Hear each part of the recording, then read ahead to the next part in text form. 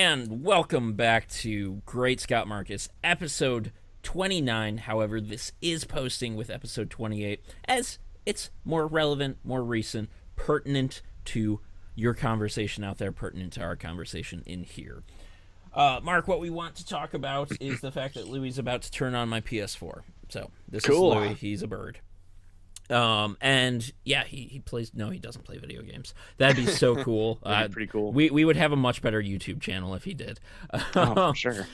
So what we want to talk about is that new Earth-likes have been discovered. Now, I want to be extremely clear that they've been doing this for a long time.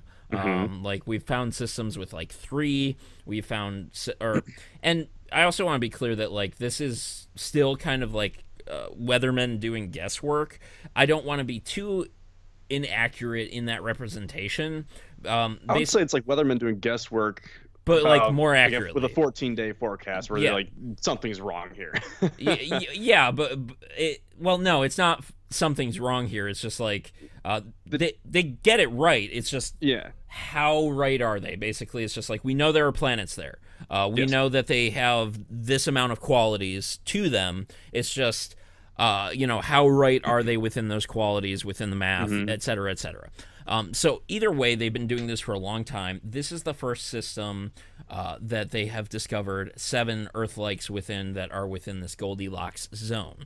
Now there are quite a number of interesting things here. So I just kind of want to start by unpacking feelings, thoughts in general. Yeah, it's kind of cool. I had words. So it's Apparently not. yeah.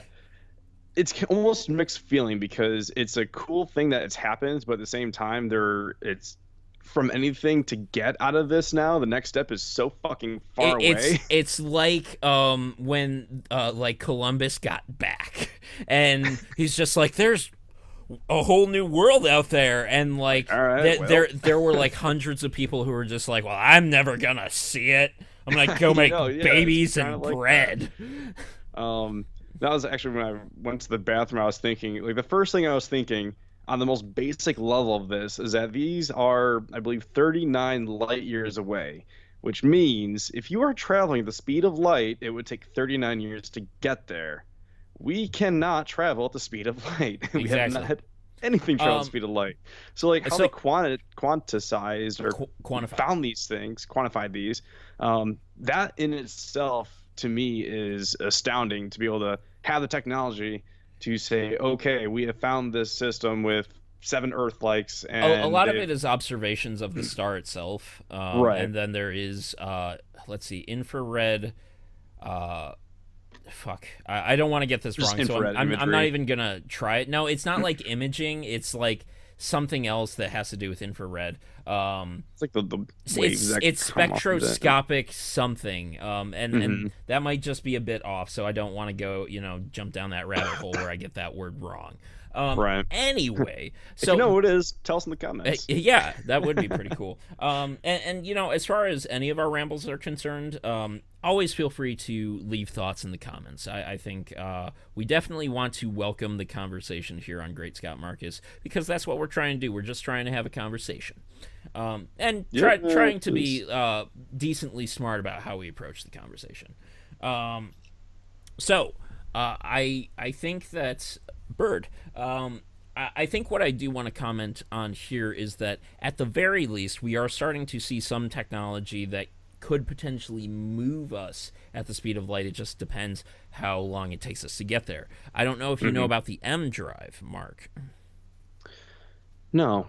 So the M drive, surprisingly, especially for those who read up on like things that are happening within astronomy and science and NASA, Hmm. is actually pretty low key still. Which is surprising to me because I've known about it for years, but at the same time, I recognize that it is still pretty low key for those that don't know about it. The Hmm. M drive is a microwave engine, or it's like a microwave pocket engine Hmm. that basically creates this microwave bubble that propels itself, literally. Hmm. It doesn't require any kind of external input outside of that. Like once that microwave bubble is established, Hmm. it then just propels itself with microwaves, and it's fascinating. Interesting. And the reason it's fascinating is because basically there is this or was a British or English scientist who posited this idea, almost like a modern day Einstein or Newton, where he was just like, if you know, basically, if you create a drive like this, it will propel itself, and it will Hmm. propel beyond the speed of light. And I would say, I think it was within the past year, NASA was got the engine to move microwaves Hmm. past the speed of light. Is it? This is. Actually, I know there was something else that's similar to this, where it was some sort of craft. It looks like it had a giant umbrella on the front, and it was propelled A by light like sail. light photons. A Light light sail. sail. Okay. So So these are there's the different other things. there's the other hugely interesting thing, and Okay. all of this does tie back into these seven Earth-like planets. Why? Because within our lifetime, and Zuckerberg is on board with this, Musk is on board with this. They want to send thousands, if not hundreds of thousands, of iPhone-sized spacecraft propelled by light sails to one of the most nearby stars. Oh shit! Did you turn it on? He fucking turned the PS4 How did you do on. that? He stepped on the PlayStation button on the controller. Oh, okay. Um, Nice, nice, nice. yeah, I'll have to turn that off if it starts interfering with the connection speed at all. Hmm. And so the reason that this becomes all the more interesting for us is that my parents might be home, so he might be calling to them. The reason that this becomes all the more interesting is that this system is far more alluring than any other system we have discovered Hmm. planets in before. That is because there is 7 times the opportunity within the system. I want to make a quick statement on that, 'cause I don't remember which article I read. I read a couple things about I this. know it's That not they're actually saying like yeah. they have like three of the seven are what they call like a hospitable zone, Ha- or habitable zone, and that's basically that's the equivalent of saying between Earth, Venus, and Mars, that could be a habitable zone too, which yeah, give or take. But still, yes, you're correct. Like they're all still very like Earth-like yeah, size. They have they're still atmospheres, within a that chance of kind of water. acceptable range. Right. And if we do this thing with sending these small craft, basically playing the odds, sending hundreds of thousands and like half or more are going to get wiped out, but some make it and are capable of sending a signal back. No, don't chew on that.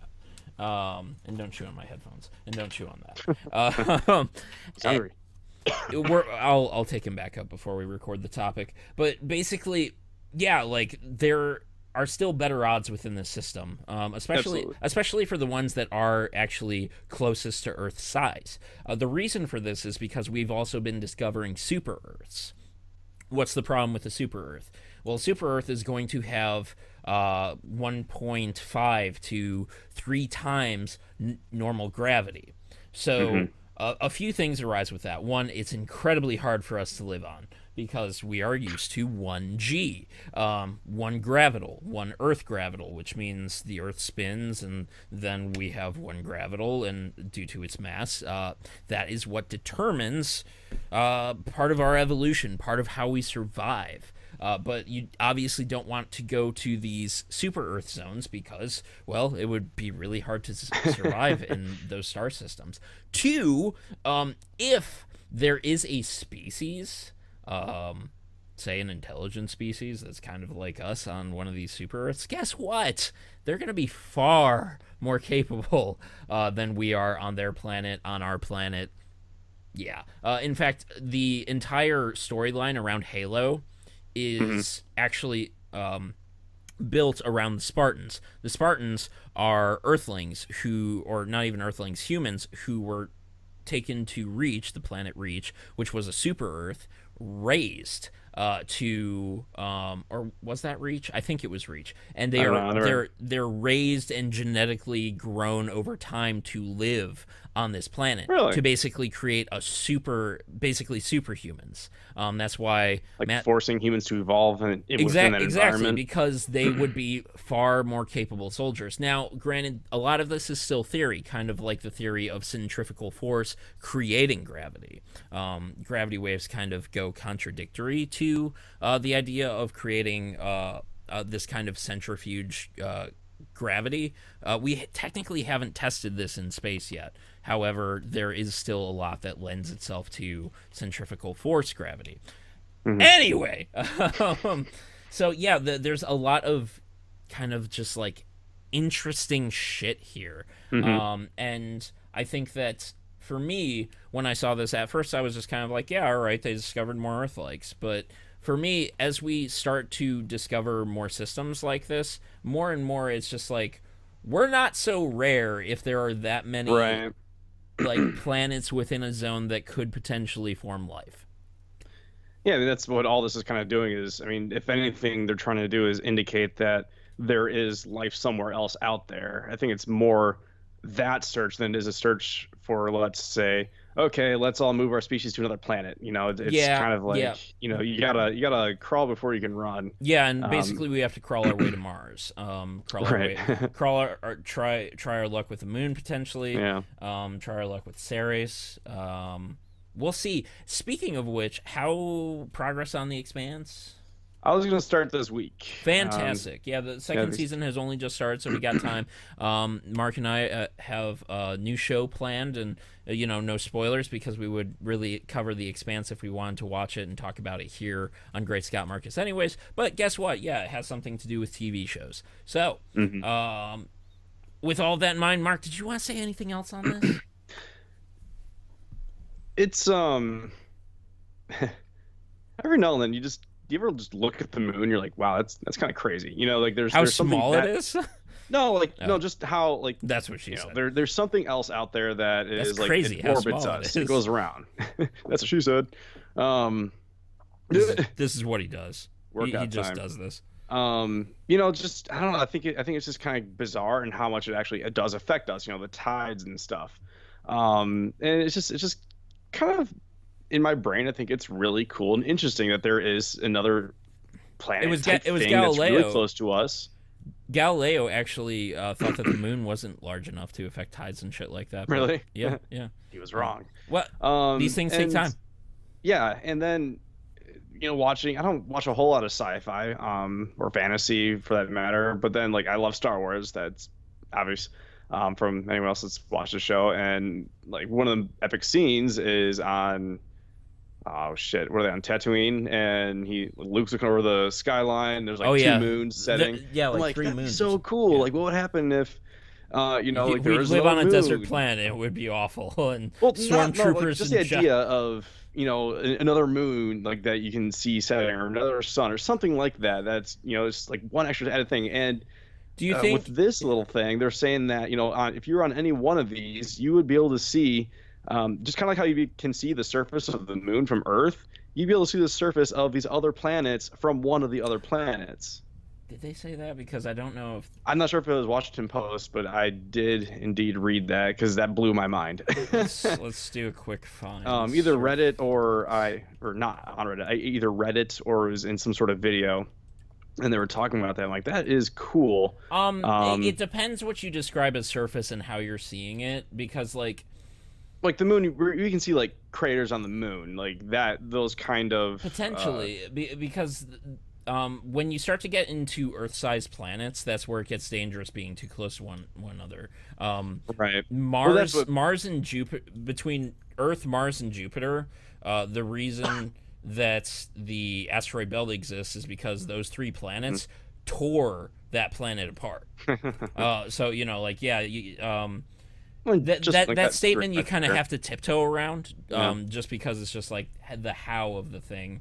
Right. Well, then of course that brings on my next point of interest is like if you're that close to these other, planets, like how much would that gravity actually affect you if one were to be on that other planet? I think the more fascinating thing for me would be like, is there, what if there's a species in that solar system? How far are they, like, that, are they already on the other planets just like colonizing, and like Yeah. how powerful is their space program? Like, is this some Battlestar shit going on in in this solar system? Or it Um, could be the complete opposite. It could be, extremely primitive species that on doesn't multiple speak. planets, like, and Yeah. then you literally have a stellar, you could have a stellar war between them at some point. That would be crazy.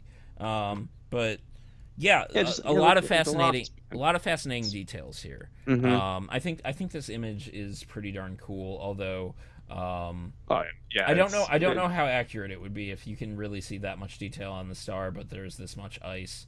hmm That might not be possible because that's pretty close to a sun. Yeah, here you can see like those are either moons or other planets. Yeah, I think it's like the other planets in the system, and like that the obviously the stars, the sun, but the idea is that all these planets are closer to it because it's a lot smaller sun, It's a and therefore dwarf star. it's not Yeah, burning. Yeah, burning as bright that's as a great our point.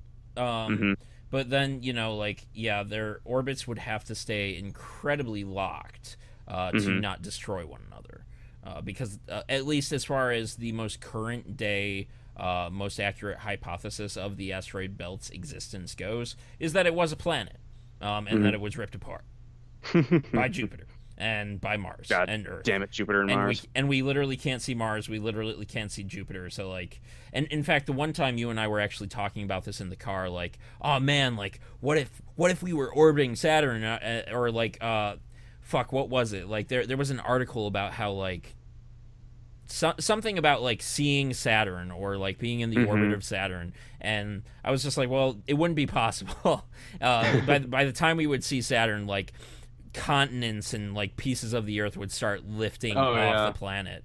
And in I think fact, there's a movie that we had watched or something like that that brought up that conversation about like another planet colliding with Earth, and then yeah, um, yeah. that is one theory on how the moon formed, that a planet actually collided with Earth, then formed Earth, and then the remnants of the collision formed the moon. Um, the last thing I want to say, because this was brought up as far as like gravity ripping a planet apart, I want to talk about Interstellar, because there is this one planet that like people have this thought conundrum with, where as often people do, they seem like they're making a great point when they say like, oh yeah, that last planet, that wouldn't be possible, but it's just like, no, within the bounds of a black hole, if it's if it's within like the perfect orbit of the black hole, of course the black hole could actually rip parts of the planet off, but the planet's gravity could be strong enough to keep the chunks of the planet that have been ripped off it from actually just escaping its own orbit. Mhm. So like, I find that shit really cool. God, I hate that we are literally living in the age where we are watching all the explorers and shit go off and find this shit, but we don't. We will be dead. We will be fucking dead. Maybe we get to see Mars. That's about it. Like, Yeah. maybe that's it. But Well, maybe we'll get lucky, and so the Hindus are right, and we'll be reincarnated and in the next life I kind of have some thoughts on that, but maybe for another time. for another time. Yeah. I know I've said final thought like 4 times now. Final thought, like, man, I would love to be 1,000 years from now and look back and be like, man, all their technology and everything was fuck. so crude. Like, anyway, so that's my final thought. Very fascinating shit. So let's go ahead and get into the topic.